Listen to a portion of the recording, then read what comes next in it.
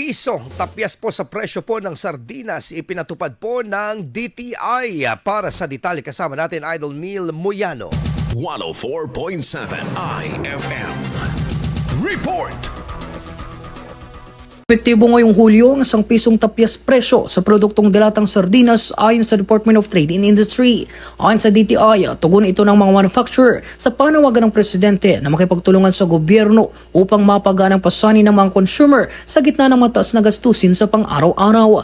Bukod sa rollback, inilunsad din ang isang programang tumutugon sa food sustainability upang magkaroon ng pagbaba ng food waste, pagtaas ng kita ng mahigit 200 malilit na mga isda at pagkakalikha ng humigit kumulang 850 trabaho sa bansa. Sa ilalim ng nasabing inisyatibo, tumaas sa 65 milyong servings ng sardinas ang naproseso. Sa kabila ng bawas presyo, patuloy naman na iniinda ng ilang mamimili sa Pangasinan ang mataas na presyohan sa karning baboy.